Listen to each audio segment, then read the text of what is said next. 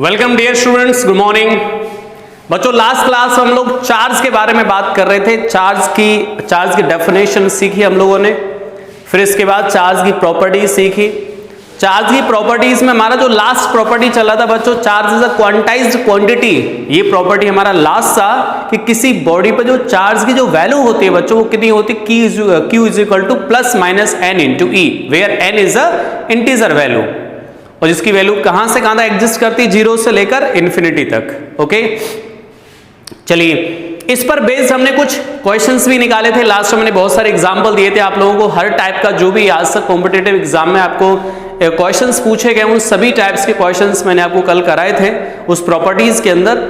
अब आज हम लोग बेटा नेक्स्ट प्रॉपर्टी स्टडी करेंगे। जो रिमेनिंग थी प्रॉपर्टीज कल जो हम लोग नहीं पढ़ पाए थे, आज उन प्रॉपर्टीज को स्टडी करेंगे। और बच्चों मैं आपसे बस इतना ही कहूंगा कि आप लोग प्रॉपर तरीके से अपने नोट्स बनाएं। किसी भी चीज की आपको पढ़ने की जरूरत नहीं पड़ेगी, सिर्फ और सिर्फ नोट्स पढ़ें और आपके पास जो भी क्वेश्चंस अवेलेबल है उनको सॉल्व करें। ठीक है, चलिए तो लास्ट जो है इसके बाद जो प्रॉपर्टी बच्चों उसको स्टडी करते हैं।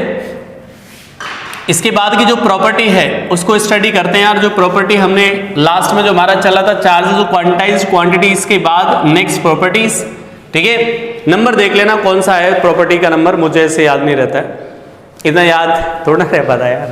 अच्छा, फिजिक्स कैसे याद रह जाता है, वो रह जाता है, वो याद करने की जरूरत नहीं। Physics is a fundamental subject, वहां पे याद करने की जरूरत नहीं है, प्योरली मैथमेटिक्स है, तो याद करने की कोई जरूरत नहीं है। चलिए तो आप लोग भी बेटा अच्छे से कॉन्सेंट्रेट करो और कॉन्सेप्ट को समझो, कॉन्सेप्ट पे वर्क करो, तो आपको भी इतना सारा स्ट्रेस, इतना सारा लोड की जरूरत नहीं पड़ेगी। फंडामेंटल सब्जेक्ट में यार याद थोड़ा ना करना है। चलिए तो बच्चों ये प्रॉपर्टी में ये बोल रहा हूं, जो चार्ज है, charge always associated with mass. Charge always associated with mass, clear. Charge हमेशा मास से रिलेटेड होगा, एसोसिएट होगा। मतलब हम ये कह सकते हैं बेटा कि बिना मास के चार्ज एग्जिस्ट नहीं कर सकता, समझ लो। चार्ज कांट एग्जिस्ट विदाउट मास। कुछ छोटे छोटे एग्जांपल की बात करें सर, अगर किसी बॉडी पर मास नॉन जीरो है, चार्ज भी नॉन जीरो है, क्या ऐसी सिचुएशन पॉसिबल है? अगर पॉसिबल है तो किस केस में पॉसिबल है? Clear, mass non zero, charge non zero. अरे यार किस केस में देखो, इलेक्ट्रॉन में भी ऐसा होता है यार, इलेक्ट्रॉन का मास भी है, चार्ज भी है। प्रोटॉन, कोई एग्जांपल ले लो यार, proton and any charged body, clear. कोई भी चार्ज बॉडी हो उसके पास ये चीज होगी। ठीक सर, ऐसा सिचुएशन पॉसिबल है क्या? m not equal to 0 but charge is equal to 0, यानी बॉडी का जो मास है वो जीरो, मास जीरो ना हो, मतलब कुछ मास हो बट चार्ज जीरो हो, ऐसा पॉसिबल है क्या सर? यस। न्यूट्रल के केस में, न्यूट्रल सर इसके एग्जाम्पल की बात करें तो यार न्यूट्रॉन ले लो ना, एग्जाम्पल डला है ना यार, न्यूट्रॉन। तो बच्चों न्यूट्रॉन के पास मास होता है लेकिन उसका चार्ज नहीं होता है, तो ये सिचुएशन भी एग्जिस्ट करती है। सर m0 q0 ये भी होता है बेटा फोटोन के केस में। फोटोन पढ़ेंगे इलेक्ट्रोस्टैटिक के बाद, जो फोटो इलेक्ट्रिक इफेक्ट आएगा वहां पर, कि photon charge particle mass zero, charge Q है नहीं इसके अंदर। सर क्या ऐसी सिचुएशन पॉसिबल है, mass zero but Q not equal to 0? बताइए, मास जीरो है, मास जीरो हो गया but Q non zero, charge zero नहीं है, ऐसा कभी पॉसिबल नहीं होगा, नॉट पॉसिबल। क्या होगा बेटा यहां पर? Not possible. क्या लिख देंगे यहां पर बेटा? Not possible. बिकॉज बेटा जब मास ही नहीं है तो चार्ज कहां से आया? ऊपर क्या लिखा देखो, charge always associated with mass, charge always associated with mass. जब बेटा मास ही नहीं है तो चार्ज कहां से आ जाएगा भाई? तो नॉट पॉसिबल, इस सिचुएशन पॉसिबल नहीं है। ठीक है, ये प्रॉपर्टीज के बारे में बात कर रहे थे। तो हम लोग यहां पे लास्ट में इसका कंक्लूजन क्या लिख सकते हैं बेटा, की पॉइंट बना के क्या लिख सकते हैं, बोलो क्या लिख पाएंगे हम लोग? देखो, charge can't exist without mass,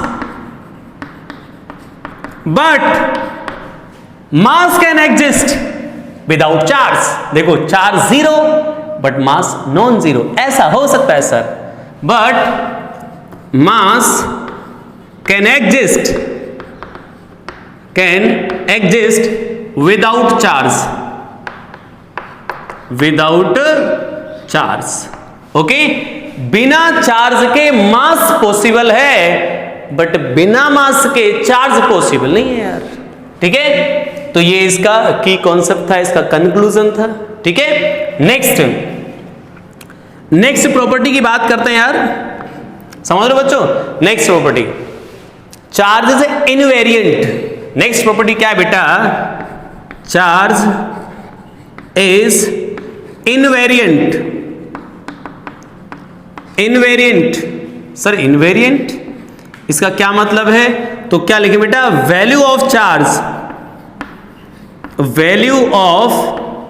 charge is independent. Value of charge is independent of speed of charge.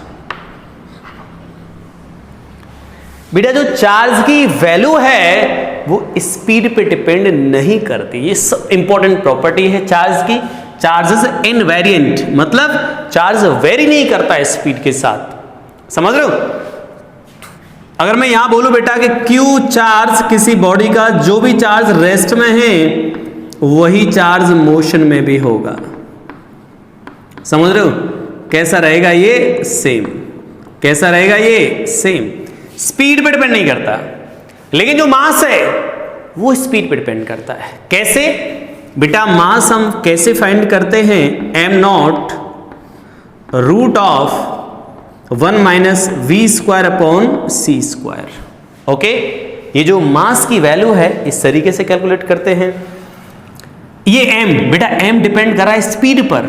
Sir speed पे कैसे? जब हम इस बॉडी को यहां से यहां फेंकते क्या मास बदल जाता है? यस, बदलता है, लेकिन बच्चों स्पीड बहुत कम होती है, तो मास में कोई ऐसा वेरिएशन नहीं आता जिसको आप ऑब्जर्व कर सकते हो।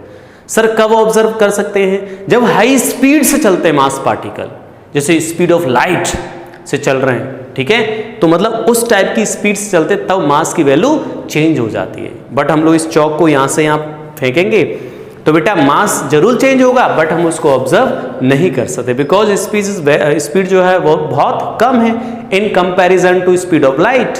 ओके, तो अगर मैं यहां इस चीज को बोलूं बेटा, ये जो चीज है m is a dynamic mass, m is a dynamic mass, okay, और m नॉट क्या है बच्चों? This is a rest mass, this is rest mass of body, समझ लो, बॉडी और पार्टिकल। और v क्या है बच्चों? स्पीड ऑफ ऑब्जेक्ट, जो भी जिसको आप मूव करा रहे हो उस ऑब्जेक्ट की स्पीड। ठीक है, यहां पर बच्चों मैं ये बताना चाहूं आपको कि सर जब स्पीड बहुत कम होती है, जो जैसे मैंने आपको एग्जांपल बताया, चौक को यहां से यहां प्रोजेक्ट करने पर मास पर आपके देखने लायक ऑब्जर्वेशन ही आएगा। ऐसा नहीं कि मास ये 2 ग्राम का था, वहां जाके सर 15 ग्राम का हो गया, ऐसा बिल्कुल नहीं होगा। ठीक है, कम स्पीड पे, बिकॉज इसको आप यहां देख भी सकते हो। मैं यहां पर थोड़ा इसको एक्सप्लेन कर दे रहा हूं लास्ट में। बच्चों मास की वैल्यू क्या है? ये m0, this is a rest mass, dynamic mass. अगर हम लोग बात करें सर ये c square minus v square upon c square, अगर आपने जो जिस वेलोसिटी से फेंका बेटा वो वेलोसिटी बहुत कम है, तो c के रिस्पेक्ट में बहुत कम होगी, तो उसको नेग्लेक्ट अज्यूम कर सकते हैं। तो नेग्लेक्ट अज्यूम करेंगे तो क्या हो जाएगा? ये 0, c स्क्वायर कैंसिल, 1 आ गया, तो approximately mass comes out to be m0। कैसा रहेगा? डायनेमिक मास रेस्ट मास के इक्वल ही रहेगा, कोई बहुत बड़ा वेरिएशन नहीं आएगा, इसलिए हम लोग कम स्पीड पे ऐसा ऑब्जर्व नहीं होता है, ठीक है। बट चार्ज के केस में क्या है बेटा, जो चार्ज रेस्ट पे था वही मोशन में होगा, कैसा रहेगा? सेम रहेगा चार्ज की वैल्यू, ठीक है। चलिए आप इसको नोट कर लीजिए, मैं भी इसकी एक पिक ले लेता हूं।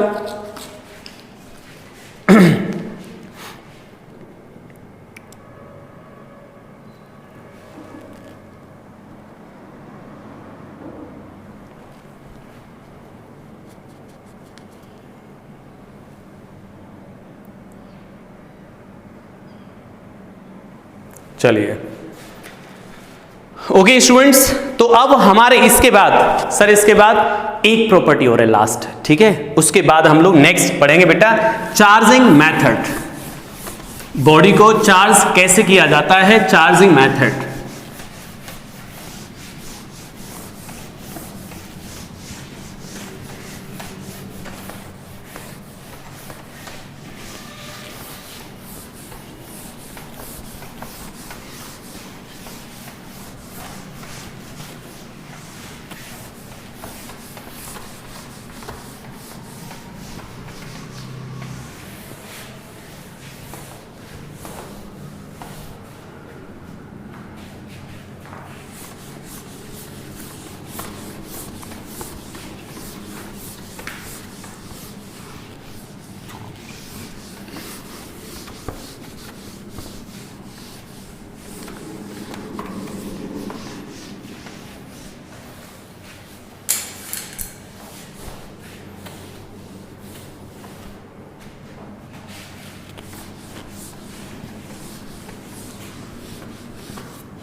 चलिए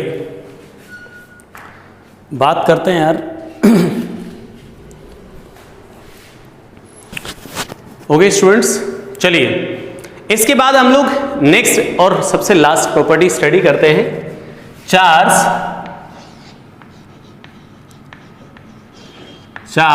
एट रेस्ट।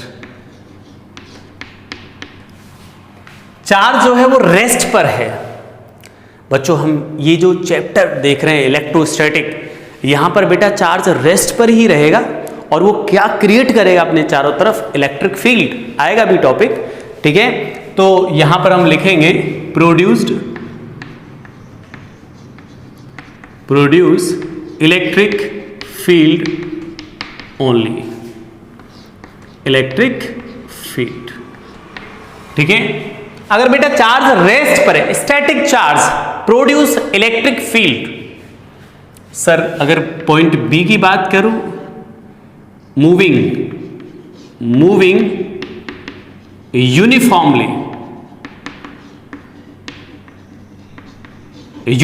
मतलब वेलोसिटी कांस्टेंट, एक्सेलरेशन जीरो, इतना तो समझ से होंगे काइनेमेटिक्स में। यूनिफॉर्मली मतलब बेटा वेलोसिटी कांस्टेंट, एक्सेलरेशन जीरो। इस केस में बेटा electric and magnetic field both, दोनों प्रोड्यूस करेगा, produce electric and magnetic fields both. इसके बाद थर्ड है एक्सीलरेटेड चार्ज।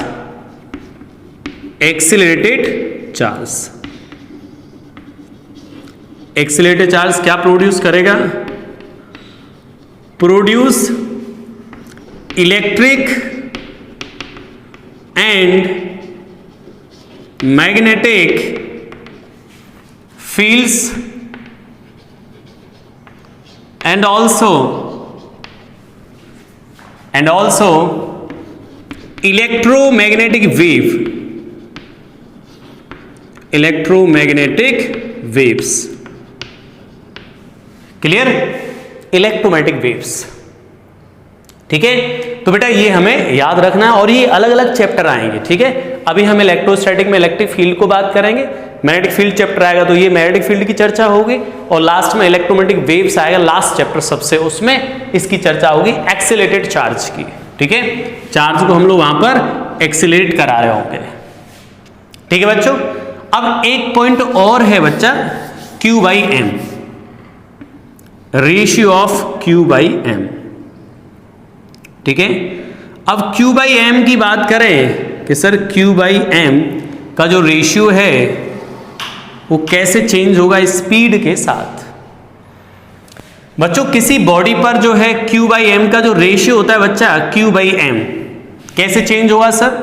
अब आपको पता है for low speed, for low speed,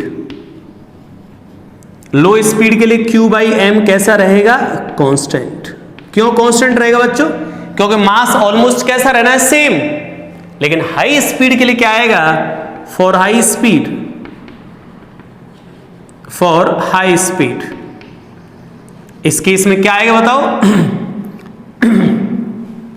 बच्चों, स्पीड के बढ़ने से मास डिक्रीज करता है। मास का फॉर्मूला याद है, ये 1 minus v square upon c square. तो v बढ़ेगा तो डिक्रीज करेगा, तो हाई स्पीड के साथ मास की वैल्यू क्या करेगी बेटा, डिक्रीज। बट चार्ज q कैसा रहेगा, सेम।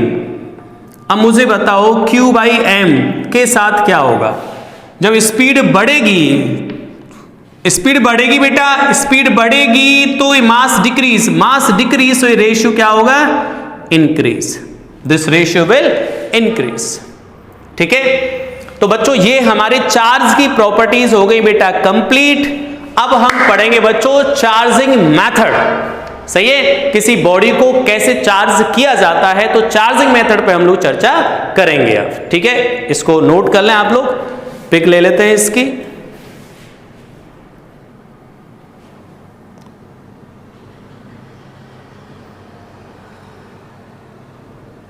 चलिए बच्चों, अब बॉडीज को हम चार्ज करना सीखेंगे बेटा कि बॉडी को कैसे चार्ज किया जाता है, चार्जिंग मेथड्स क्या हैं हमारे। ठीक है, चार्जिंग मेथड पे हम लोग चर्चा करेंगे। तो बच्चों चार्जिंग मेथड में सर चार्ज मतलब, अरे बेटा अब हम सीखेंगे सर बॉडी को कैसे चार्ज किया जाता है, बॉडी पे चार्ज कैसे क्रिएट किया जाता है। हम लोग तो उसको क्रिएट कर नहीं सकते, न डिस्ट्रॉय कर सकते, तो एक बॉडी से क्या करेंगे, दूसरी बॉडी पर ट्रांसफर करेंगे। तो जब ट्रांसफर करेंगे, हो सकता कोई बॉडी पहले न्यूट्रल हो और उस पर चार्ज ट्रांसफर होते क्या हो जाएगी बेटा, वो चार्ज हो जाएगी। सही है, ध्यान से समझना चीजों को। कोशिश करेंगे बेटा कि ये हमारे चार्जिंग मेथड्स, तीनों चार्जिंग मेथड आज हमें क्लियर हो जाएं, कंप्लीट कर लें हम तीनों चार्जिंग मेथड को।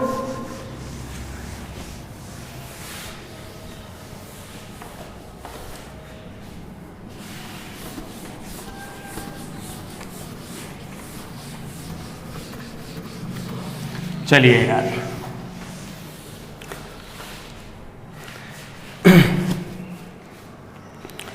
चलिए स्टार्ट करें यार। Charging method, methods of charging. बच्चों एक बॉडी को दूसरी बॉडी से कैसे चार्ज करेंगे, methods of charging, methods of charging, methods of charging. ठीक है, चार्जिंग मेथड के केस में बेटा सबसे पहला जो मेथड आएगा हमारा फ्रिक्शन। फ्रिक्शन, अब आप सोच रहे हो यार यहां भी फ्रिक्शन आ गया क्या 11th को छोड़कर 12th में, थोड़ा सा है, 2 लाइनें केवल। इसके बाद आएगा बच्चों बहुत ही इंटरेस्टिंग कंडक्शन, और इसके बाद आएगा बेटा नेक्स्ट लास्ट इंडक्शन। क्या, induction. Clear, induction method, conduction method. ठीक है, चलिए तो ये हमारे मेथड है बेटा बॉडी को चार्ज करने के। 3 मेथड हैं, फ्रिक्शन, कंडक्शन एंड इंडक्शन। ठीक है, सबसे पहले बेटा हम लोग बात करेंगे फ्रिक्शन मेथड की।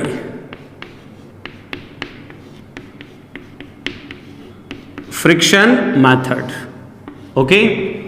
इस मेथड की बात करेंगे हम लोग बॉडी को चार्ज करने के केस में। फ्रिक्शन में क्या होता है भाई, फ्रिक्शन क्या करता है, क्या होता है फ्रिक्शन में। बच्चों पहले समझ लो, जैसे हम लोग एक रियल एग्जांपल लें, जैसे एक रियल एग्जांपल लें बेटा, जैसे आपको, जैसे ठंड के टाइम में हम देखते हैं कि हम जब अपने हाथों को ऐसे रब करते हैं तो क्या होता है, ये गर्म हो जाते हैं, हीट एनर्जी क्रिएट होती है। सर ये एनर्जी कहाँ से आती है फिर? एक्चुअल में ये एनर्जी कहाँ से आ रही है, हीट एनर्जी कैसे प्रोड्यूस हो रही है, कि इसमें क्या हो रहा है कि बेटा एक तरफ से दूसरी तरफ इलेक्ट्रॉन का क्या हो रहा है, ट्रांसफर हो रहे हैं इलेक्ट्रॉन एक तरफ से दूसरी तरफ। ठीक है, अभी तो मैं हाथ वाला प्रोसेस समझाया था, वैसे तो हाथ वाला प्रोसेस पे अप्लाई नहीं होता है, बिकॉज दोनों मटेरियल डिफरेंट होने चाहिए। मतलब एक हाथ है तो कोई दूसरा जो दूसरी जो चीज है वो कोई दूसरा मटेरियल होना चाहिए, डिफरेंट मटेरियल की बात कर रहे हैं। तो बच्चों जब डिफरेंट मटेरियल्स को आपस में रब किया जाता है, डिफरेंट मटेरियल्स को ध्यान रखना हो, तो डिफरेंट मटेरियल को जब रब किया जाता है आपस में, तो एक मटेरियल से इलेक्ट्रॉन दूसरे मटेरियल में ट्रांसफर हो जाते हैं। बहुत ही सिंपल है, ये थ्योरेटिकल है, फ्रिक्शन मेथड थ्योरेटिकल है। ठीक है, थ्योरेटिकल है और उसमें ऑब्जर्वेशन है। ओके, तो जब डिफरेंट मटेरियल को आपस में रब किया जाता है बच्चों, तो इलेक्ट्रॉन एक बॉडी से दूसरी बॉडी में ट्रांसफर हो जाते हैं। अब आपका क्वेश्चन ये होगा कि सर किस बॉडी से किस में ट्रांसफर होते हैं? तो बेटा लोअर वर्क फंक्शन से हायर वर्क फंक्शन। अब बच्चा 12th का है तो वो कंफ्यूज हो जाता है, वो सोचता है यार वर्क फंक्शन कहां से आ गया। वर्क फंक्शन आएगा बेटा फोटोइलेक्ट्रिक इफेक्ट में, तब भी पर वहां आएगा, लेकिन उससे पहले मैं यहां भी कुछ बता देता हूं। फोटो वर्क फंक्शन का मतलब ये होता है बेटा किसी इलेक्ट्रॉन को निकालने के लिए मिनिमम एनर्जी रिक्वायर्ड। अब सोचो दो मटेरियल है, एक ये है और एक ये है, इसमें से इलेक्ट्रॉन को निकालना आसान है और इसमें से इलेक्ट्रॉन को निकालना थोड़ा टफ है। तो जब आप इसमें रब करोगे तो रब करने की प्रोसेस में एनर्जी क्रिएट होगी, तो एनर्जी क्रिएट होगी तो वो क्या करेगी, मान लो किसी इलेक्ट्रॉन को मिल गई तो इलेक्ट्रॉन निकल जाएगा बाहर, और किस मटेरियल में से पहले निकलेगा, जिसमें से उसको निकालना आसान है, यानी इसमें लोअर वर्क फंक्शन है, वर्क फंक्शन इसके लिए कम है, उसमें से उसको निकालना आसान है, तो वहां से वो आसानी से निकल के आ जाएगा। तो हम क्या कर सकते हैं बेटा, जब टू डिफरेंट मटेरियल्स को आपस में रब किया जाएगा तो इलेक्ट्रॉन लोअर वर्क फंक्शन से हायर वर्क फंक्शन बॉडी में ट्रांसफर हो जाते हैं। इस टाइप से अब जब इलेक्ट्रॉन एक बॉडी से दूसरी बॉडी में जाएंगे बेटा, तो एक बॉडी पे इलेक्ट्रॉन की कमी हो जाएगी, लैक ऑफ इलेक्ट्रॉन, और एक पर इलेक्ट्रॉन ज्यादा हो जाएंगे, एक्सेस ऑफ इलेक्ट्रॉन। तो दोनों बॉडी ही चार्ज हो गई, लेकिन जिससे इलेक्ट्रॉन निकल के गए वहां कैसा चार्ज आएगा, पॉजिटिव, दूसरी बॉडी में कैसा चार्ज आएगा, नेगेटिव। यही होगा भाई यहां से इलेक्ट्रॉन रिमूव हुए, वहां पर इलेक्ट्रॉन की कमी होगी, लैक ऑफ इलेक्ट्रॉन, तो वहां पे चार्ज कैसा, पॉजिटिव, और दूसरी बॉडी पर नेगेटिव। तो फ्रिक्शन में क्या होता है कि एक बॉडी पॉजिटिव चार्ज होती है तो दूसरी बॉडी नेगेटिवली चार्ज होती है। कभी सिमिलर टाइप की बॉडी, मतलब सिमिलर चार्ज नहीं आ सकते दोनों बॉडी पर, इस पे प्लस ये भी नहीं हो सकता, माइनस माइनस ये भी नहीं हो सकता, एक पे प्लस होगा तो दूसरी पर 100% माइनस, फ्रिक्शन में ऐसा होगा। ठीक है, बिकॉज इलेक्ट्रॉन यहां से यहां ट्रांसफर हुए यार, तो इलेक्ट्रॉन निकले तो यहां पॉजिटिव और जहां गए वहां नेगेटिव, तो फ्रिक्शन में दोनों बॉडी पे जो चार्ज आएगा बेटा उसकी नेचर क्या होगी, अपोजिट नेचर का चार्ज क्रिएट होगा दोनों बॉडीज पर। ठीक है, आई होप आप बेटर अंडरस्टैंड कर पाए हो इस चीज को। चलिए इसको मेंशन कर देता हूं मैं, when two objects of different material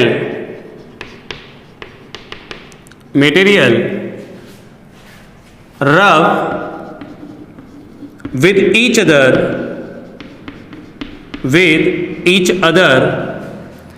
then electrons transfer from one object के सामने बेटा क्या लिख दूं, लोअर वर्क फंक्शन।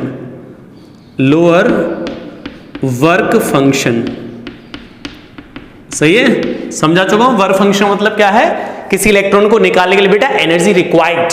ठीक है, then electrons transfer from one object to another object to another higher work function.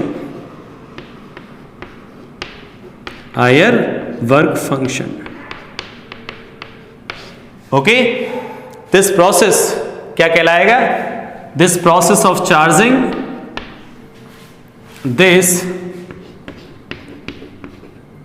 this process of charging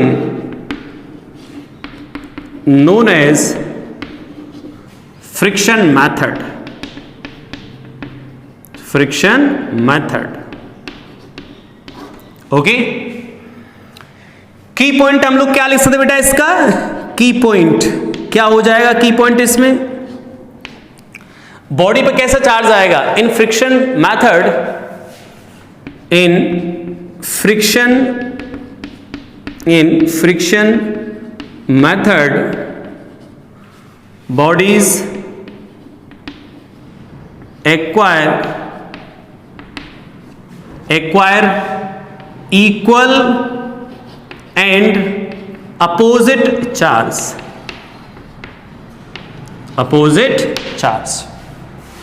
ठीक है, इक्वल एंड अपोजिट चार्ज।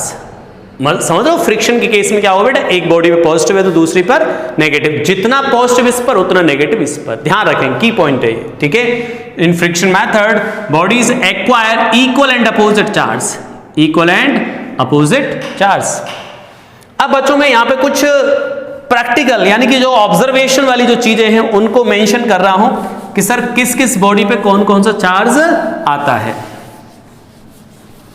सही है? अच्छा, जो क्लाउड्स होते हैं बेटा, क्लाउड्स आपस में जब टकराते हैं तो वहां भी फ्रिक्शन मेथड से वो चार्ज होते हैं, समझ रहे हो? तो यहां भी, यहां नोट कर एक चीज और लिख दे रहा हूं, क्या? Clouds charged by friction method, by friction process, method और process. Okay,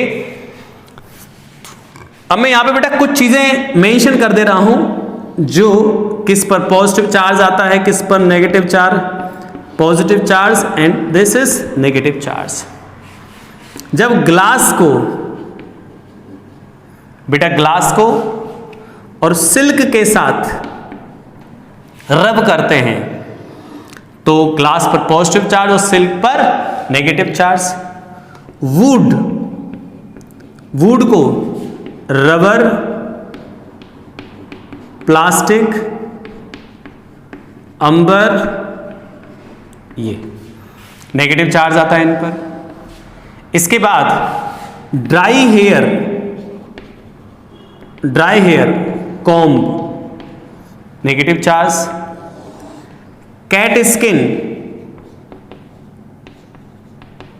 ebonite rod, ebonite.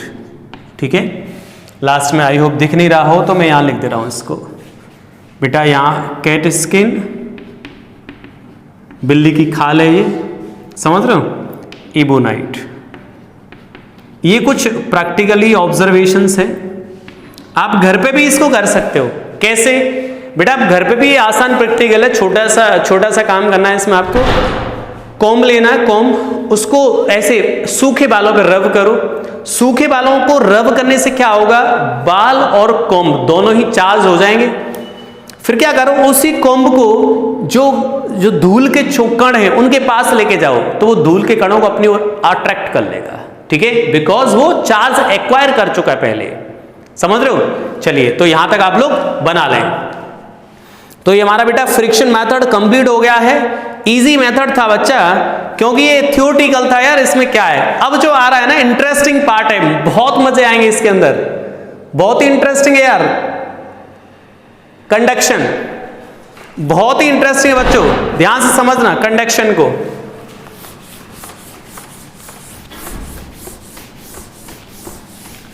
I hope आपने एंजॉय किया होगा इसको, फ्रिक्शन मेथड को। ठीक है, बहुत ही अच्छी चीज थी ये, थ्योरेटिकल था बेटा, कि जब दो बॉडीज को आपस में, डिफरेंट मटेरियल्स की बॉडीज को रब करेंगे तो रबिंग प्रोसेस में एक बॉडी से इलेक्ट्रॉन दूसरी बॉडी में ट्रांसफर हो जाएंगे। इसकी वजह से एक बॉडी पर पॉजिटिव चार्ज और एक बॉडी पर नेगेटिव चार्ज क्रिएट हो जाएगा। तो एक बॉडी पॉजिटिवली चार्ज और दूसरी बॉडी नेगेटिवली चार्ज हो जाएगी। ठीक है,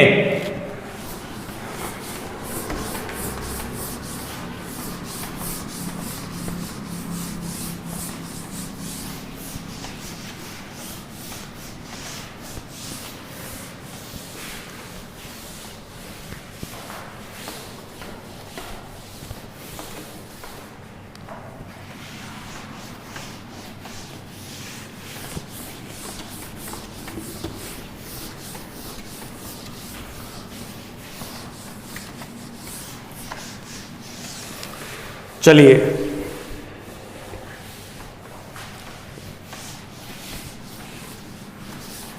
बेटा बात करते हैं आप कंडक्शन मेथड की। ध्यान समझना यार, कंडक्शन मेथड बहुत ही इंटरेस्टिंग है यार, बहुत इंटरेस्टिंग। ठीक है, चलिए स्टार्ट करते हैं। Conduction method,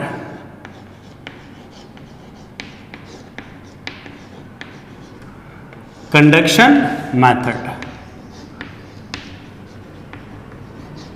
okay, conduction method. ठीक है, कंडक्शन मेथड बच्चों क्या होता है, सुनिएगा ध्यान से बेटा कंडक्शन मेथड को। दूसरा यहां लिख दें, used only for conductors, used only for conductors, केवल कंडक्टर्स पर ही वैलिड है। एक मिनट तो डिस्टर्ब होगा आपको। ओके स्टूडेंट्स, बच्चों तो conduction method used only for conductors, केवल कंडक्टर्स पर ही अप्लाई होगा और बॉडीज पर अप्लाई नहीं होगा। सबसे पहला पॉइंट मैंने पहले लिख दिया है। ठीक है, अब बच्चों में इसमें थोड़ा सा आपको ऐसा एक छोटा सा ज्ञान देना चाहता हूं। ज्ञान मतलब जैसे 11th क्लास में जो चीजें स्टडी की थी, जैसे बच्चों मैं यहां पर कुछ एग्जाम्पल्स ड्रॉ करूं कि अगर हम बात करें एक बॉडी को ऐसे, एक मास बॉडी यहां रख दी, समझ लो स्मूथ सरफेस पर, रिलीज करने के बाद कहां जाएगी, तो आप सभी को बेटर अंडरस्टैंड हो रहा होगा कि सर ये कॉमन सेंस की बातें नीचे आएगी। भाई क्यों आ रही है नीचे, क्या वजह है इसकी? बेटा इसकी वजह ये होती है, अगर वो फिजिक्स की लैंग्वेज में बात करें तो जैसे ये तो कोई भी बता देगा कि डाउन आएगी, बट हम लोग एक बार इसको शब्दों में बयां करें फिजिक्स के, तो क्या होगा वहां पर कि सर इसका पोटेंशियल एनर्जी लेवल ज्यादा है और ये कम पोटेंशियल लेवल पर आ रही है। बच्चों पोटेंशियल को हम लोग पोटेंशियल एनर्जी को पोटेंशियल के टर्म में भी बोल सकते हैं, या पोटेंशियल एनर्जी ज्यादा है तो पोटेंशियल ज्यादा है। पोटेंशियल एनर्जी देखो 11th में हमने ग्रेविटेशन में क्या पढ़ा था, potential energy per unit mass which is known as potential. तो आप ऐसा समझ सकते हो बेटा कि पोटेंशियल एनर्जी जहां ज्यादा मतलब वहां पोटेंशियल ज्यादा है। तो बच्चों ये बॉडी क्या कर रही है, high potential to low potential, high potential से लो पोटेंशियल पर आ रही है। ठीक है, high potential to low potential travel कर रही है। ठीक है, अगर बच्चों यहां पर मैं एक वाटर पाइप ले लूं, ये पाइप वाटर ऐसे फ्लो हो रहा है, इसकी वजह क्या है बताओ, यहां प्रेशर P1, यहां प्रेशर P2, तो वाटर फ्लो करता है बेटा high pressure to low pressure, वो ज्यादा जो प्रेशर है उसकी तरफ से लो प्रेशर पे जाएगा। ठीक है, तो लिक्विड के फ्लो होने की वजह क्या है, प्रेशर डिफरेंस। और कैसे फ्लो करेगा liquid, high pressure to low pressure. कब तक फ्लो होता रहेगा सर, जब तक दोनों पॉइंट का प्रेशर सेम ना हो जाए तब तक फ्लो होता रहेगा। ठीक है, जैसे हीट एनर्जी, हीट एनर्जी बच्चों एनर्जी ट्रांसफर हो रही है इधर Q, ऐसे बोलते हैं हम लोग टेम्परेचर T1, टेम्परेचर T2, तो एनर्जी कैसे फ्लो करती है, energy heat energy transfer from high temperature to low temperature. समझ रहे हो, high temperature to low temperature energy transfer हो जाएगी। बच्चों सेम कॉन्सेप्ट यहां पर है, बिल्कुल सेम कॉन्सेप्ट। आई होप आप समझ गए होंगे इसको कि लिक्विड के फ्लो होने की वजह प्रेशर डिफरेंस है, हीट एनर्जी की फ्लो होने की वजह टेम्परेचर डिफरेंस है, और बॉडी के मूवमेंट करने की वजह पोटेंशियल डिफरेंस है। ओके, तो सेम बेटा ये कॉन्सेप्ट यहां भी अप्लाई होगा। देखिएगा ध्यान से, इसमें क्या होता है कि जब हम दो कंडक्टर बॉडी को एक दूसरे के कांटेक्ट में लेके आते हैं, कंडक्टर बॉडीज, क्योंकि ये जो मेथड है वो किसके लिए वैलिड है, सिर्फ और सिर्फ कंडक्टर के लिए।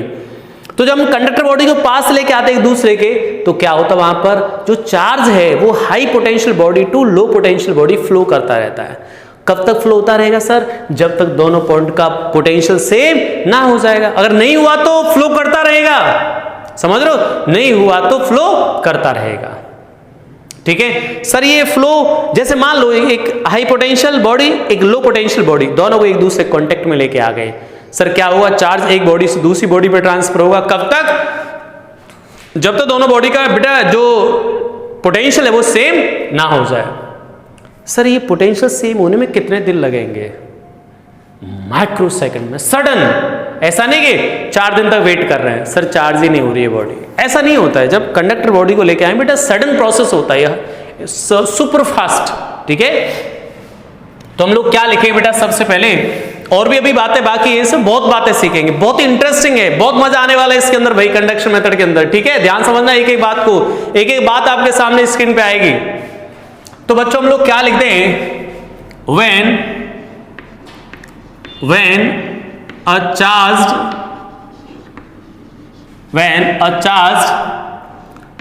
object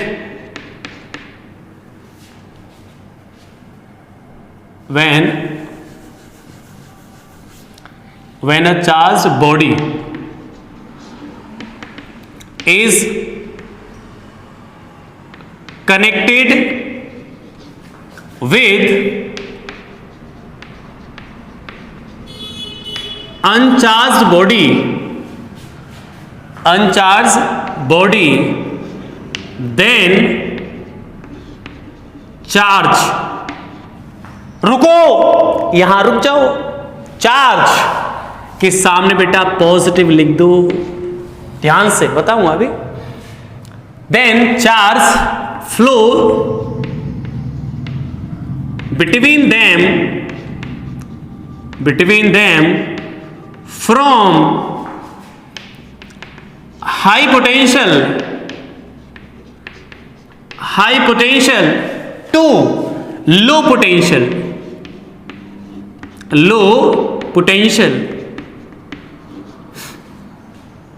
समझ रहे हो।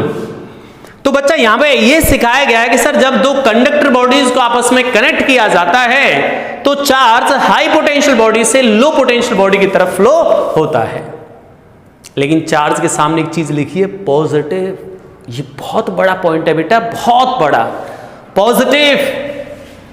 ये यहां पे बेटा हाइलाइटर से हाईलाइट कर लेंगे इस चीज को, ठीक है। पॉजिटिव चार्ज, ध्यान रखने योग्य बातें हैं। सर ये पॉजिटिव चार्ज क्यों लिखा, बिकॉज नेगेटिव में उल्टा हो जाता है। नेगेटिव में क्या हो जाता है, तो मैं यहां लिख दे रहा हूं की पॉइंट क्या है बच्चों, negative charge flow from low potential to high potential.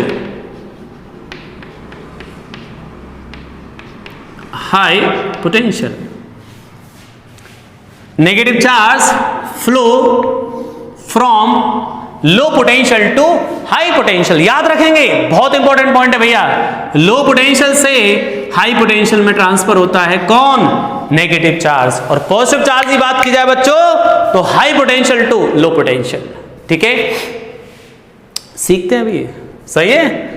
सहमे रहें अपने आप को, पेशेंस रखें भाई। अब बच्चों पोटेंशियल के बारे में वैसे तो अभी आपको कोई आइडिया नहीं है कि पोटेंशियल किसी बॉडी का कैसे लिखा जाता है, बट अभी मैं थोड़ा सा आइडिया दूंगा, उसी से आपको क्वेश्चंस करने हैं, ठीक है बच्चों। अगर कोई बॉडी है इस तरीके से r रेडियस की, स्फेरिकल कंडक्टर बॉडी है और इस पे चार्ज है बेटा प्लस क्यू। क्या है चार्ज इस पर, प्लस क्यू। एक्चुअल में कंडक्टर बॉडीज की प्रॉपर्टीज पढ़ेंगे, वहां पे चार्ज जो होता है बेटा वो सरफेस पर स्प्लिट हो जाता है, सरफेस पर डिस्ट्रीब्यूट हो जाता है। और इस चार्ज की वजह से इस बॉडी का जो पोटेंशियल है वो आ जाता है के क्यू बाई आर। कितना आ जाता है potential, K Q by R. This is a potential of this body, ठीक है, के क्यू बाई आर। के क्या है सर यहाँ पर, अभी तो आप लोगों को लिए कुछ नहीं है, अभी कांस्टेंट मान के चलो। वैसे तो इलेक्ट्रोस्टैटिक कांस्टेंट है, बट फिलहाल आप अपने दिमाग में ऐसा मान के चलो, this is equal to constant. सही है यार, समझना ध्यान से। अब sir high potential to low potential, पहले मैं एग्जांपल समझाऊंगा कंडक्शन मेथड में। वापस एक बार रिपीट कर रहा हूं बच्चों, कंडक्शन मेथड को समझाने के लिए मैंने कुछ चीजें यहां बताई थी आपको, जिससे आपकी समझ में बेटर अंडरस्टैंड हो सके कि कंडक्शन मेथड में एक्चुअल में होता क्या है। समझ रहे हो। तो कंडक्शन मेथड क्या होगा बेटा, valid only for conductor bodies.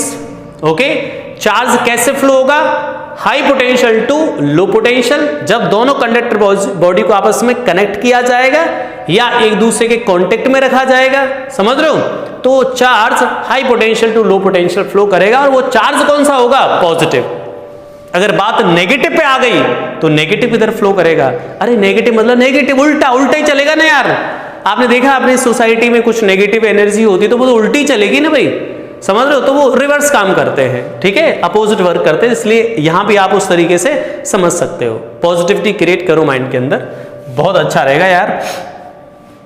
चलिए अब बच्चों में कुछ एक एग्जाम्पल आपके सामने रख रहा हूं, ठीक है, कि चार्ज कैसे स्प्लिट होता है। छोटा सा एग्जाम्पल रखते हैं। अभी मैंने इतना समझाया कि इस बॉडी का पोटेंशियल जो है वो किस फैक्टर पर डिपेंड करेगा, बॉडी पे चार्ज कितना, बॉडी की रेडियस कितनी है, ठीक है। अब बच्चों मैं आपके सामने एक छोटा सा एग्जाम्पल रख रहा हूं, इसी से हम समझेंगे चीजों को कि एक इस तरफ स्फेरिकल बॉडी है, इसका रेडियस है बेटा 2r, कितना रेडियस है 2r, और प्लस के 3q चार्ज है। एक बॉडी है इस तरफ जिसकी रेडियस है बेटा r और चार्ज की कोई वैल्यू नहीं है, मतलब कोई चार्ज है ही नहीं इस पर।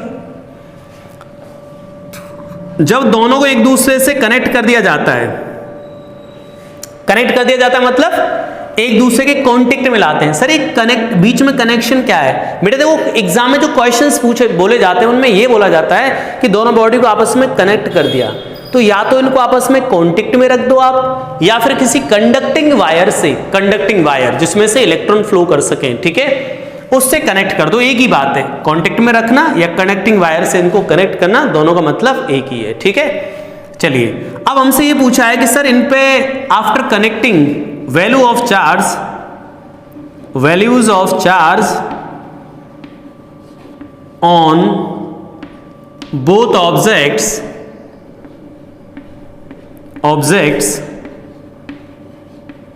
आफ्टर कनेक्टिंग कनेक्ट करने के बाद इन पे चार्जेस की वैल्यू क्या हो जाएंगी। पहले तो मैं बिल्कुल सिंपल से समझा रहा हूं। यहां पे मैंने क्या समझा था बताओ, कि मास फ्लो करता बेटा high potential to low potential, liquid flow करता high pressure to low pressure, और एनर्जी फ्लो करती high temperature to low temperature. कब तक? जब तक दोनों एंड का या तो टेम्परेचर सेम ना हो जाए या दोनों का प्रेशर सेम ना हो जाए, ठीक है। तो ऐसे ही सेम कॉन्सेप्ट यहां पे लगाएंगे। तो आपको यह समझ आ गया कि सर ये चार्ज ज्यादा है तो इसका पोटेंशियल ज्यादा होगा, बिकॉज भाई यहां पे चार्ज है, सर यहां पे चार्ज ही नहीं है तो इसका पोटेंशियल ही नहीं है, अभी तो पोटेंशियल 0 मान के चलोगे आप। तो सर इसका हाई पोटेंशियल है, इसका लो पोटेंशियल है, ये बात समझ आ गई। चार्ज कैसे फ्लो होगा, high potential to low potential, ये बात भी समझ आ गई। कब तक फ्लो होता रहेगा? जब तक दोनों का पोटेंशियल सेम ना हो जाए। ओके चलिए बेटा अब करते हैं हम इसको सॉल्व करने के लिए बेटा मैंने क्या लिखा, ध्यान से समझना। एक ये बॉडी थी बेटा जिसकी रेडियस थी 2r, और इसको कनेक्ट करना चाह रहे थे हम लोग r रेडियस के साथ, कनेक्ट कर दिया। अब क्या हुआ सर, क्या होगा भाई, समझ रहे हो? High potential to low potential, charge flow होना स्टार्ट कर देगा। तो बच्चों यहां से चार्ज का कुछ अमाउंट चला गया फ्लो के, Q मान लो, तो Q फ्लो के आया तो यही होगा। तो इस बॉडी पे चार्ज कितना आ गया Q, तो यहां कितना बचा बेटा 3Q, सॉरी कितना था पहले बेटा, कैपिटल 3Q था। अरे रे क्या लिख रहा हूं मैं बेटा, क्या था पहले 3Q माइनस Q क्यों किया? अरे सर Q ट्रांसफर हो गया यार, अंडरस्टूड, बहुत छोटी सी बात बोल रहा हूं। Q यहां से यहां ट्रांसफर हो गया तो कितना आ जाएगा अब चार्ज यहां पर 3Q माइनस Q, और यहां पर कितना आ जाएगा Q। सर ये रामायण कब तक चलती रहेगी? जब तक दोनों बॉडी का बेटा पोटेंशियल सेम ना हो जाए। सही है, दोनों बॉडी का पोटेंशियल सेम ना हो जाए। सर पोटेंशियल लिख दो यहां पर, तो पोटेंशियल लिखे बच्चा, तो पोटेंशियल कैसे लिखोगे? इस बॉडी का पोटेंशियल देखो, फॉर्मूला आपके सामने लिखा हुआ है कि Q की वैल्यू कितनी है 3Q, अरे यार 3Q minus Q divided by radius which is equal to 2R, सामने वाली बॉडी पर charge KQ divided by R। R ने R को बहुत मारा, K ने K को बहुत कूटा, समझ रहे हो? 2 का मल्टीप्लाई इधर कर दो बेटा। अब आगे की रामायण में यहां लिख रहा हूं, ठीक है, ध्यान से समझना बच्चों। यहां से कितना आ गया 3Q minus Q is equal to 2Q, 2 इधर चला गया, इसको इधर ले गए, इज इक्वल टू कितना आया बेटा 3q, q की वैल्यू कितनी आ गई q। ओके, तो एक्चुअल में क्या हुआ बताना मुझे, कितना चार्ज ट्रांसफर हो गया यहां से इधर, कितना चार्ज ट्रांसफर हो गया q is equal to q, कितना चार्ज ट्रांसफर हो गया आगे बेटा यहां से q की वैल्यू कितनी आई है, q चार्ज ट्रांसफर होके आ गया this body to this body. ठीक है, अच्छा अब बच्चों मैं इसके लिए कंसेप्ट लिखा रहा हूं आपको, इतना इस तरीके से आप कैलकुलेटर नहीं करोगे, कंसेप्ट क्या है वो देखते हैं, कंसेप्ट को देखेंगे आप लोग। अब शॉर्ट ट्रिक बोल सकते हैं इसको, कंसेप्ट बोल सकते हैं, शॉर्ट ट्रिक बोल सकते हैं। बच्चा जो चार्ज था यहां से v जो था k q बाई आर, ठीक है, दोनों बॉडी का पोटेंशियल वो कैसा रहेगा, सेम कांस्टेंट। अरे भाई q by R v upon k।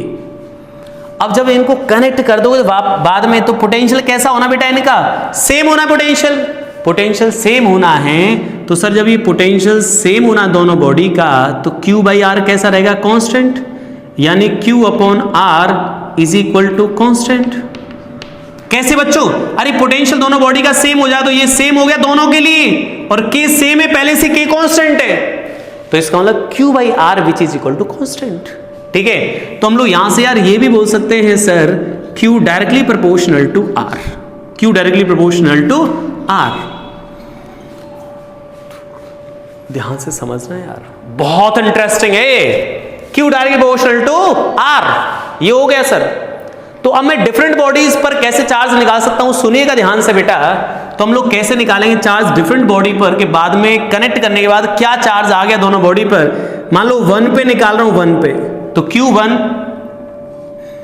Divided by total charge of system, शुरुआत में जो भी चार्ज था total, q total is equal to, यहां से लिख रहा हूं मैं, अब आपको पता है q directly proportional to r आया है, तो बेटा q जब डायरेक्टली प्रोपोर्शनल टू r आया तो q1 लिख रहा हूं तो सामने क्या आ जाएगा बेटा r1, और डिवाइडेड बाय q टोटल लिख रहा हूं तो टोटल रेडियस मतलब दोनों रेडियस का सम। ओके, ये सर q2 लिखो, q2 अपॉन q टोटल, और सामने बच्चा क्या आएगा q2 मतलब radius r2 divided by r1 plus r2। ये मतलब ये आप शॉर्ट ट्रिक यूज कर सकते हैं आसानी से। सर अगर हम लोग इसी क्वेश्चन का आंसर शॉर्ट ट्रिक से निकाल रहे होते तो कैसे निकाल पाते, चलिए देखिएगा यहां पर, बाय यूजिंग शॉर्ट ट्रिक,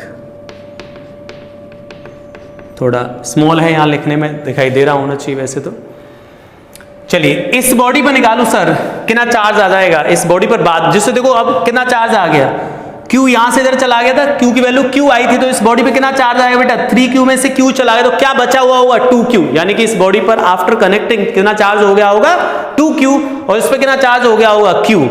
वही चार्ज हम यहां से चेक कर लेते हैं, q1 फर्स्ट बॉडी पे चार्ज निकालना है, total charge of system, this is a total charge of system before connecting, तो कनेक्ट करने से पहले यार कितना चार्ज था दोनों बॉडीज पर, 3q और 0 तो 3q हो गया यार, 3q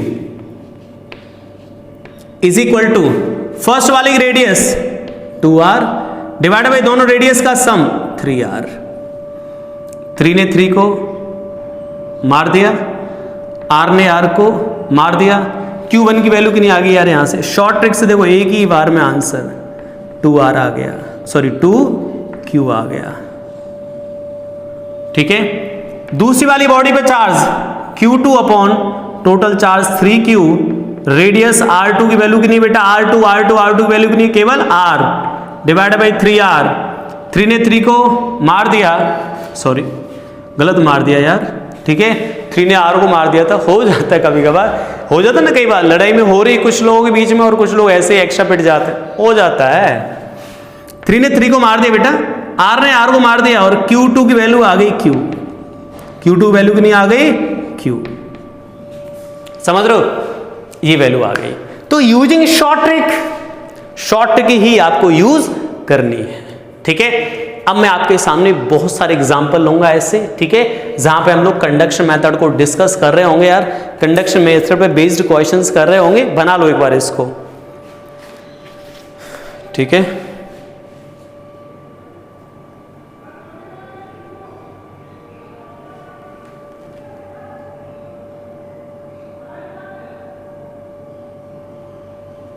चलिए अब बच्चों हम बात करते हैं यार नेक्स्ट कंडक्शन बेस्ड पर एग्जाम्पल।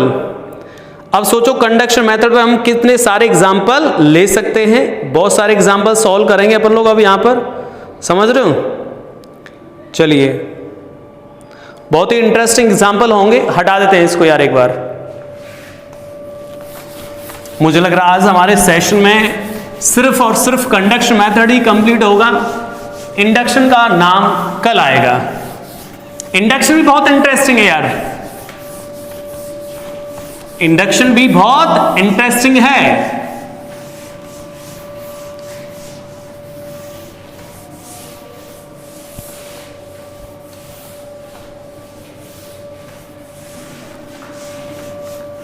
मजा आ रहा है सर, मजे कर रहे हैं घर पे, आराम से रिलैक्स हैं एकदम। बेटा स्टडी पे फोकस करें, स्टडी को एंजॉय करें यार, पढ़ाई में बहुत मजे।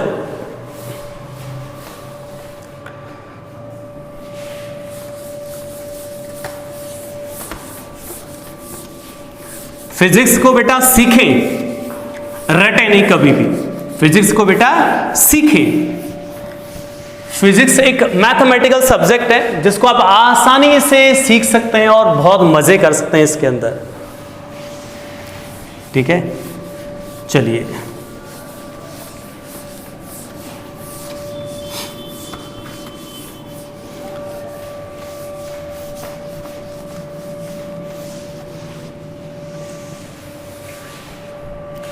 चलिए बच्चों एग्जाम्पल लेते हैं, अब बहुत मजे करेंगे सर एग्जाम्पल में। छोटा एग्जाम्पल पहले, सिंपल बच्चों, एक बॉडी है इस तरीके से, इसकी रेडियस है 2r, 10 कूलाम चार्ज। एक बॉडी इसकी रेडियस r है, -2 कूलाम चार्ज है, -2 कूलाम, ठीक है। इतना चार्ज है दोनों पर, दोनों को कनेक्ट कर दिया सर। वैल्यू ऑफ चार्ज नहीं, लैंग्वेज नहीं लिख रहा हूं मैं, आप लिख लेंगे। Value of charge on both bodies after connecting with each other, लिख दे रहे हैं आलसियो। Value of charge on both objects, आप वीडियो को रोक के बेटा आंसर भी निकाल सकते हो। Value of charge on both objects after connecting with each other, connecting with each other, ठीक है। कनेक्ट करने के बाद सर इन पे चार्ज की वैल्यू क्या आ जाएगी? सिंपल यार, कैसे? Q1 टोटल चार्ज कितना हुआ बेटा, ये 8 कूलाम। रेडियस इसकी, इसी पे चार्ज निकालो तो इसकी रेडियस 2r, रेडियस का सम 3r। देखते ही आंसर, r ने r को Q1 की वैल्यू कितनी आ गई बेटा? Q1 आ जाए बच्चों, 8 जाएगा इधर, 16/3 कूलाम, 16/3 कूलाम। सेकेंड बॉडी पे चार्ज निकाल दो यार, खुद सॉल्व कर सकते हैं। अब Q2 divided by total charge 8 coulomb, radius इसकी r है सर, टोटल रेडियस का सम कैंसिल कर दिया यहां से, Q2 comes out to be 8/3 coulomb. आगे वैल्यू कर सकते हैं ना यार, बहुत ही सिंपल है सर।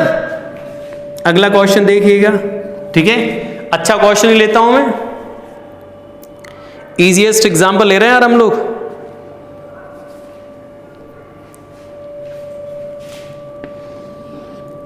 ये 4r 25 कूलाम, r -5 कूलाम। कर सकते हो? मैं तुम्हारे लिए छोड़ सकता हूं इसको, कर देना भाई। चलो आलसी मैं ही कर देता हूं। 1 पर चार्ज टोटल चार्ज कितना बेटा 25 और -5 20 हो गया 20 कूलाम। फर्स्ट वाले की रेडियस बेटा 4r, दोनों रेडियस का सम 5r। r ने r को मार दिया, ये 5 ने 20 को कैंसिल कर दिया, 4 टाइम्स 4 का मल्टीप्लाई इधर आ गया, तो Q1 की वैल्यू कितनी आ गई 16 कूलाम। ठीक है, इसके बाद सेकेंड बॉडी पर charge Q2 upon 20 coulomb. Q2 second body का रेडियस ये 5r, कैंसिल कर दो, Q2 is equal to 4 coulomb. आ गया चार्ज। कर सकते हो, इस तरीके से निकाल सकते हैं यार। ठीक है, अगला क्वेश्चन देखो अभी बच्चों, अगर बॉडीज का जो साइज है वो इक्वल हो जाए, इक्वल समझ रहे हो, दोनों की रेडियस बेटा सेम हो गई, अब क्या होगा सर, अब क्या होगा बताओ। तो यहां पर एक की पॉइंट लिख लेंगे बच्चों, क्या in case of same size object, same size objects, ठीक है, वहां क्या होगा सर, इसकी रेडियस r, इसकी रेडियस भी r, जो भी चार्ज है Q1 शुरुआत में और यहां पे Q2, कैसे डिवाइड करेंगे सर, इस पे कितना आएगा charge Q1 divide by total charge Q1 plus Q2, total charge हो गया, इज इक्वल टू इसकी रेडियस r डिवाइड बाई दोनों रेडियस का सम 2r, कैंसिल हो गया, Q1 की वैल्यू कितनी आ गई बेटा Q1 plus Q2 divided by 2, यानी टोटल चार्ज का आधा, Q2 भी इतना ही आएगा। तो दोनों बॉडी पे चार्ज कैसा आता है बेटा, same same, half half divide हो जाता है, हाफ हाफ डिवाइड हो जाता है। किस केस में, आइडेंटिकल बॉडी केस में। तो अब आइडेंटिकल बॉडी दिख जाए आपको तो आप आसानी से उसका आंसर दे सकते हो, हाफ हाफ चार्ज को डिवाइड कर सकते हो। कैसे बच्चों, एक बॉडी इसकी रेडियस है r, 10 कूलाम चार्ज है, -2 कूलाम चार्ज है, रेडियस है r। आफ्टर कनेक्टिंग पूछा है क्या होगा चार्जेस की वैल्यू दोनों बॉडीज पर, तो बच्चा Q1 कितना निकाल दोगे, Q1 is equal to Q2 is equal to, because दोनों की साइज सेम है सर, तो 20 में से इसको 10 में से इसको सेपरेट कर 8 कूलाम, 8 कूलाम का आधा 4 कूलाम, तो दोनों बॉडीज पर इतना चार्ज आ गया। यहां पर ही एक इंटरेस्टिंग क्वेश्चन पूछना चाहता हूं मैं, देखिएगा ध्यान से। एक बॉडी ऐसे, रेडियस r, रेडियस r, इसकी वैल्यू है बेटा, इस पर चार्ज 31 इलेक्ट्रॉन चार्ज है और यहां पे 20 इलेक्ट्रॉन चार्ज, इलेक्ट्रॉन के टर्म में दे दिया मैंने, इलेक्ट्रॉन के चार्ज के मल्टीपल के फॉर्म में दे दिया चार्ज, क्या होगा बताओ सर। कनेक्टिंग के बाद क्या होगा, आफ्टर कनेक्शन व्हाट हैपन, बताइए क्या होगा। अब आप वीडियो को स्टॉप करके बेटा इसके बारे में सोच लें एक बार, मेरे बताने से पहले क्या होगा देखिएगा। अब बच्चों जैसे आप क्या करोगे कि सर आधा आधा चार्ज करना, मैं तो टोटल चार्ज को ऐड करके हाफ कर दूंगा दोनों बॉडीज पर, क्लियर। तो 31 इलेक्ट्रॉन प्लस 20 इलेक्ट्रॉन कितना हुआ, 51 इलेक्ट्रॉन के चार्ज के इक्वल, और 51 का आधा 25.5 इलेक्ट्रॉन। अब ये तो क्वांटाइजेशन ऑफ चार्ज पढ़ा है, 25.5 इलेक्ट्रॉन चार्ज, ये तो सर पॉसिबल ही नहीं बॉडी पे चार्ज। फिर क्या होगा, फिर क्या होगा, फ्रैक्शन वैल्यू पॉसिबल नहीं है, पॉइंट में पॉसिबल नहीं है, तो सर फिर क्या होगा, कौन सा चार्ज किधर जाएगा, किस पर रहेगा कौन सा चार्ज। तो बच्चों इस केस में क्या करते हैं, सुनिएगा ध्यान से। पहली बात तो ये बिल्कुल सत्य है कि ऐसा नहीं हो सकता है सर, समझ लो बेटा, 25.5 पॉसिबल नहीं है। एक दिन में दे सकता हूं आपको सोचने के लिए, कर सकते हो, समझ लो, कोई नहीं बता दे रहा हूं बेटा। 31 इलेक्ट्रॉन 20 इलेक्ट्रॉन, टोटल कितना आ गया 51 इलेक्ट्रॉन। अब 51 में से क्या हुआ, 25 इलेक्ट्रॉन इसने ले लिया चार्ज और 25 इलेक्ट्रॉन इसने ले लिया, अब बचा 1 इलेक्ट्रॉन। अब 1 इलेक्ट्रॉन बेटा अगर इधर रहा तो इसका चार्ज बढ़ जाएगा। ये बोलेगा नहीं मुझे तो बराबर चाहिए चार्ज, तो बेचारा वो इधर जाएगा। जैसे उधर पहुंचा वहां चार्ज बढ़ गया, वो बोला मुझे प्रॉब्लम हो रही है, मेरे चार्ज बढ़ रहा है, तू उधर जा, वापस लौटेगा, मुझे रख लो। समझ रहे हो? ये बोलेगा इससे वापस आगे मुझे वापस रख लो, नहीं नहीं तू जा, धक्का दे देगा ये भी, फिर वो भी धक्का दे देगा। इस बेचारे का जीवन धक्कों में चला जाएगा। समझ रहे हो? तो इसका मतलब क्या है बेटा कि जो 1 इलेक्ट्रॉन है उसके लिए बड़ी मुसीबतें हैं। तो बेटा हम लोग क्या लिखेंगे कि 1 इलेक्ट्रॉन ऑसिलेट करता रहेगा इसमें, 1 इलेक्ट्रॉन ऑसिलेट्स बिटवीन बॉडीज। बेटा किसी बॉडी पर नहीं रहेगा, वो ऑसिलेट करता रहेगा बॉडीज के बीच में। समझ लो, कभी इधर तो कभी इधर, कभी इधर तो कभी इधर, लेकिन कहीं जगह नहीं मिल रही है, कोई ठिकाना नहीं मिल रहा है, घूमता रहेगा। सही है? एक लास्ट एग्जांपल और देख लेंगे बेटा। मैं यहां थोड़ा जगह कम है इसलिए कोशिश करेंगे बनाने की। एक ऑब्जेक्ट इधर, एक ऑब्जेक्ट इधर, एक ऑब्जेक्ट इधर, ठीक है? ये 4 ऑब्जेक्ट है, A, B, C and D। इस पर मान लेते बेटा 20 कूलाम चार्ज, 10 कूलाम, 10 कूलाम, और यहां पर मान लेते हैं यार 4 कूलाम चार्ज। अब देखो लैंग्वेज से लिख लो आप लोग। First of all A connected, A is in contact with B। बेटा A कनेक्ट कर दो B से या कॉन्टेक्ट में ले जाओ, बात एक ही है, ठीक है? A is in contact B, after it A is in contact C, after it A in contact with D, then what is the final charge on 4 objects? क्या किया बेटा मैंने, बताओ। A को पहले बेटा B के साथ कनेक्ट किया, फिर यहां से हटाया, फिर यहां कनेक्ट किया, फिर यहां कनेक्ट आया, बोला फाइनल चार्ज बताओ क्या होगा। बता सकते हो, आसान है, ठीक है? पहले वाले प्रोसेस को देख लो, फर्स्ट प्रोसेस को। जब आप इसको सभी के रेडियस आइडेंटिकल है, सभी के बेटा जो रेडियस है वो कैसे हैं, आइडेंटिकल, आर सभी के रेडियस आइडेंटिकल, ठीक है? डिफरेंट भी हो सकती है तो थोड़ी कैलकुलेशन बढ़ जाएगी, कोई नया रॉकेट साइंस नहीं है। डिफरेंट रेडियस के लिए हमने बहुत सारे क्वेश्चंस लगाए, ठीक है? तो फर्स्ट प्रोसेस में क्या होगा, जब आप इसको इसके साथ कनेक्ट करोगे बेटा तो टोटल चार्ज कितना देखना, दोनों पे ऐड करोगे तो A और B पे कितना चार्ज हो गया टोटल, 20 + 10 30, और 30 का हाफ कितना आ गया 15। तो यानी कि इस पे भी 15 और A पर भी 15। तो बेटा यहां B रह जाएगा फर्स्ट प्रोसेस के अंदर, B पर 15 कूलाम और A पर भी 15 कूलाम। क्यों सर? समझ रहे बेटा? पहले इन दोनों कनेक्ट किया आपस में, दोनों पे चार्ज 30 था, कनेक्ट करने के बाद आधा आधा डिवाइड हो जाएगा, मतलब 15 और 15 ये इक्वल है, ठीक है? अब क्या करो, A को यहां ले गए, अब सोचो इस पे 15 कूलाम था, इस पे 10 कूलाम है, दोनों को ऐड किया तो 15 + 10 कितना हो गया बेटा, 25। 25 का आधा 12.5। तो हम लोग क्या बोलेंगे सर, सेकंड प्रोसेस के अंदर C पर जो चार्ज आएगा 12.5 और A पर कितना आ जाएगा 12.5, ठीक है? अब 12.5 को फिर D पे ले गए, अब D पे चार्ज कितना है 4, या ऐसा कर लो समझने के लिए इसको मान लेते हैं 4.5। सही है? वैसे तो कुछ भी नहीं, कुछ ऐसा मान से कोई दिक्कत नहीं है, मैंने कैलकुलेशन को आसान बनाने के लिए।